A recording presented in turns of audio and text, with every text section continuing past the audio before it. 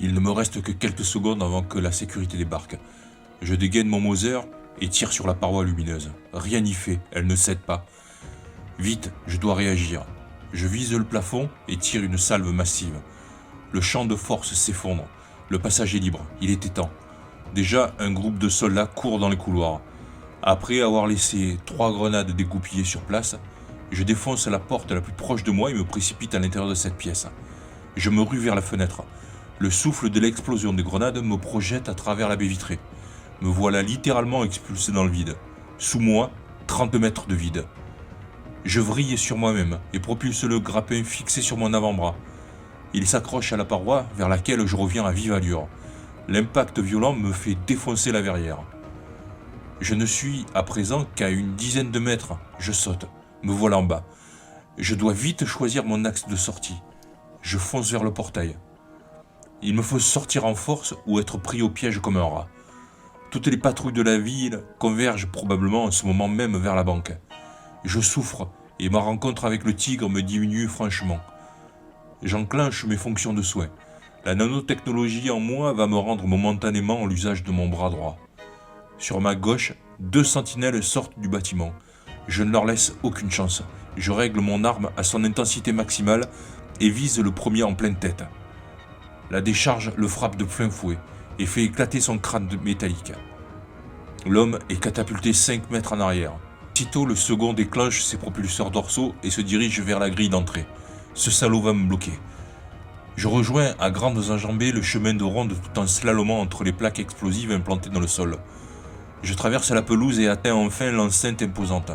Je vise les projecteurs surplombant les piliers jusqu'à la grille d'entrée. Un à un, je les détruis. Désormais, l'obscurité me dissimule. Ma fonction athermique l'oblige à passer en mode détection sismique. Les ondes de choc de mes pas doivent logiquement apparaître sur les rétines du gardien. Je m'élance. À 200 mètres, je commence à tirer. Heureusement, sa vision imprécise et mon slalom effréné le perturbent suffisamment pour l'empêcher de m'atteindre. À 100 mètres de lui, j'ordonne à mes fonctions internes. Fonction sur booster. L'oncle ne m'a pas seulement privé d'un mouchard gênant, il m'a aussi doté de fonctions physiques amplifiées à outrance et mon moteur à plasma voit sa puissance momentanément multipliée par 10. En une trentaine de mètres, les rafales me frôlent. C'est l'instant crucial.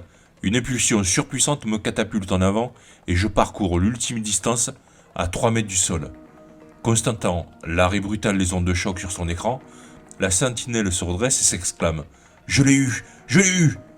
Mais le sifflement accompagnant mon arrivée l'avertit trop tard de son erreur. Je touche le sol violemment, presque à l'horizontale, rebondis dans une gerbe d'étincelles et glisse plusieurs mètres derrière le garde. Profitant de l'éclairage du portail, je vise juste.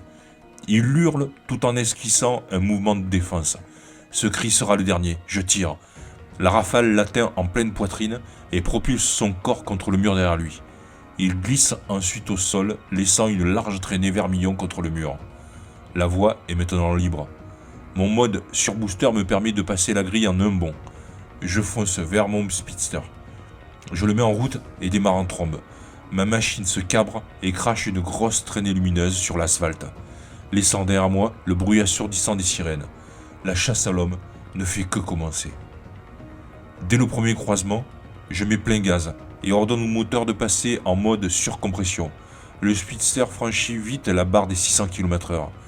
Comme je m'y attendais, les mouchards matérialisés par des bornes lumineuses installées sur le bord de la route tous les 100 mètres se déclenchent quelques secondes à peine après que j'ai quitté la banque d'État. Sur mon passage, les voyants rouges s'allument les uns après les autres comme autant d'espions automatisés. Maintenant, ils m'ont localisé, ils ne vont plus me lâcher. Plusieurs patrouilles m'ont pris en chasse. Recroquevillé derrière la bulle de protection du speedster, je scrute mon écran de contrôle pour repérer mes poursuivants et avoir une idée de mon avance. Mais l'écran reste désespérément vide. C'est à croire que ces enfoirés m'ont oublié. Soudain, alors que j'approche des tunnels du secteur Est, une salve de plasma frôle le speedster. La charge rougeoyante va s'écraser contre l'un des piliers devant moi. Lancé comme un missile, je continue sur le périphérique en traversant le nuage de poussière et de feu. 3 véhicules, un booster et 2 speedsters se matérialisent sur mon navigateur de bord. Le balayage automatique du scanner ne tarde pas à se caler sur leur fréquence. J'ai préalablement cassé leur réseau et j'entends leur dialogue. Nous sommes en approche du fugitif, commandeur. Grésille une voix dans mon casque. Interception prévue dans 2 minutes. Tirez à vue. Il a récupéré des informations de niveau 6. Il ne doit pas s'en sortir vivant. Mes poursuivants gagnent du terrain. Le booster, l'engin le plus puissant, est en tête, suivi de près par les 2 speedsters. Je visualise leur position et attends la sortie d'un virage pour lancer ma contre-offensive. Au bon moment, je lâche une bande explosive. Celle-ci se déploie instantanément au sol, sur toute la largeur de la route. « Attention, secteur miné !» hurle l'un des flics dans mon casque. La voix se perd dans le vacarme énorme de l'explosion. Le booster disparaît instantanément de mon navigateur. Mais les 2 speedsters, eux, ralentissent et s'engouffrent dans la brèche ouverte par le premier véhicule. « Commandeur, le booster vient d'être détruit. »« Bande d'incapables faussés, il me le faut absolument. Les terminaux nous confirment le vol d'informations capitales. » Il se rapproche dangereusement. Il va me falloir improviser.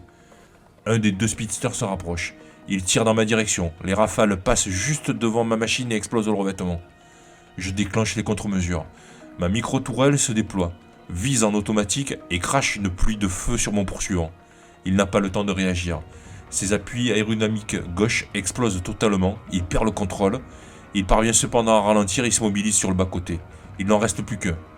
J'accélère au maximum. La puce Velocity donne tout ce qu'elle peut. La gare de péage est maintenant en vue au bout d'une longue ligne droite. Une surprise m'est réservée. Un mur d'acier de plusieurs mètres de haut s'est dressé devant les cabines. Mais je ne ralentis pas. Le flic étonné fait la même chose. Les derniers kilomètres défilent à toute allure. 3 km, 2 km, 1 km. La barrière d'acier grossit à vue d'œil devant nous. « Mais qu'est-ce qu'il fait? Il n'aura jamais le temps de freiner !» hurle mon poursuivant. « Ne le lâchez pas, c'est un ordre !» interrompt le commandeur. Mais, à une centaine de mètres des cabines de péage, je déconnecte progressivement l'épaule aimantée du speedster et place mes appuis aérodynamiques de façon à en garder le contrôle. Puis je pousse le moteur au maximum de sa puissance. Le speedster se cabre et prend son envol, suffisamment pour franchir le barrage. Le bruit d'un impact violent derrière moi m'indique que mon poursuivant, incapable de freiner, vient de s'écraser contre la barrière métallique. J'entre en contact avec le champ magnétique de l'autoroute. Ma machine se secoue frénétiquement de gauche à droite, puis finit par rectifier sa trajectoire. Je dois choisir entre 5 directions possibles. Ils n'ont pas pu se disposer à temps pour toutes les verrouiller. J'entends sur mon scanner « On l'a perdu! Nos radars sont muets !» Je peux enfin aller me mettre à l'abri. Je n'ai jamais été confronté à une telle puissance. De toute évidence, s'ils viennent de déclencher contre moi toutes les tempêtes du monde, c'est que je viens de mettre la main sur quelque chose de déterminant. Il me tarde d'être chez moi pour tirer tout ça au clair. Je fonce vers des réponses qui vont changer ma vie et celle de ceux qui m'entourent. Certaines découvertes sont particulièrement lourdes de conséquences.